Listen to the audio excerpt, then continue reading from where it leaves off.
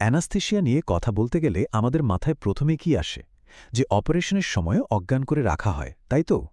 কিন্তু ব্যাপারটা যদি তার চেয়েও অনেক বেশি কিছু হয়, চলুন আজ সেটাই একটু ভেঙে দেখি। হ্যাঁ, এই যে ঘুম পাড়িয়ে দেওয়ার ধারণাটা, কি হবে যদি বলি অ্যানাস্থেশিয়া আসলে ঘুমই না?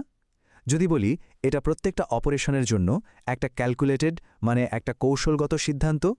ব্যাপারটাকে এভাবে ভাবা যেতে পারে। ধরুন একজন সার্জনের একটা টুলকিট আছে। সেই টুলকিটে যেমন বিভিন্ন কাজের জন্য বিভিন্ন যন্ত্রপাতি থাকে, ঠিক তেমনই অ্যানাস্থেশিয়াও কিন্তু একটা টুলকিট। আর অ্যানাস্থেশিওলজিস্ট হলেন সেই কারিগর যিনি ঠিক করেন কোন অপারেশনের জন্য কোন টুলটা ব্যবহার করলে সবচেয়ে ভালো ফল পাওয়া যাবে। আচ্ছা, তাহলে দুটো একদম ভিন্ন পরিস্থিতি দেখা যাক। প্রথমটা হলো একটা হার্নিয়া সার্জারির কেস। এটা একটা পরিকল্পিত অপারেশন, আগে থেকে সব ঠিক করা। এখানে কিন্তু কোনো তাড়াহুড়ো নেই, সবকিছু একদম নিয়ন্ত্রণে। তো হার্নিয়া অপারেশনের মূল লক্ষ্যটা কি? সবচেয়ে গুরুত্বপূর্ণ বিষয় হলো যাকে বলে টেনশন ফ্রি রিপেয়ার। এমনভাবে সেলাই করতে হবে বা মেরামত করতে হবে যাতে আশেপাশের মাংসপেশিতে কোনো রকম টান না পড়ে। আর ঠিক এই একটা মাত্র লক্ষ্যই কিন্তু ঠিক করে দেয় যে কোন ধরনের অ্যানেস্থেশিয়া এখানে ব্যবহার করা হবে।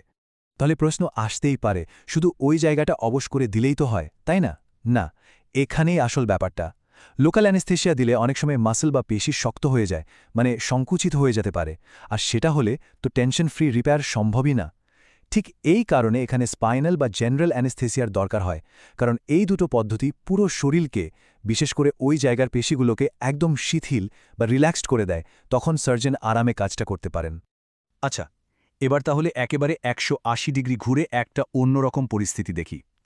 এটা একটা ইমার্জেন্সি কেস। ফুসফুসের একটা সমস্যায় জীবন বাঁচানোর জন্য আর্জেন্টলি বুকে একটা টিউব ঢোকাতে হবে, যেটাকে বলে টিউব থোরাকোস্টমি। এখানে কিন্তু সময় খুব কম, আর সবচেয়ে জরুরি হলো রোগীর জ্ঞান থাকাটা। তো এই রকম একটা জরুরি অবস্থায় কাজটা করতে হবে খুব তাড়াতাড়ি এবং একদম নির্দিষ্ট জায়গায়। সার্জন প্রথমে জায়গাটা মার্ক করে নেন, তারপর শুধু চামড়া আর তার ঠিক নিচের লেয়ারগুলো লোকাল অ্যানাস্থেশিয়া দিয়ে অবশ করেন। খেয়াল করে দেখুন, পুরো শরীরকে কিন্তু অজ্ঞান করার কোনো প্রশ্নই উঠছে না, শুধু টার্গেটের জায়গাটা অসার করা হচ্ছে। আর এখানেই লোকাল অ্যানাস্থেশিয়ার সূক্ষ্মতাটা বোঝা যায়। ডাক্তারদের ভাষায় দুটো জিনিসকে খুব গুরুত্ব দিতে হয় ব্যথায় এড়ানোর জন্য। এক হলো চামড়া, আর দুই হলো ফুসফুসের বাইরের যে আবরণটা থাকে, প্যারাইটাল প্লুরা।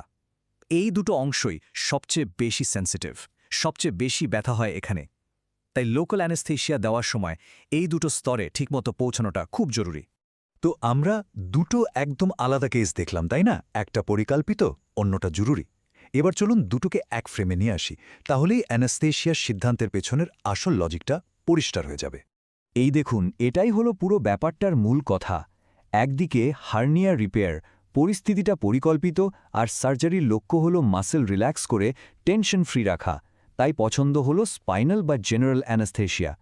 অন্যদিকে চেস্ট ড্রেন, পরিস্থিতিটা জরুরি আর লক্ষ্য হলো দ্রুত কাজ করা এবং রোগীর সহযোগিতা পাওয়া।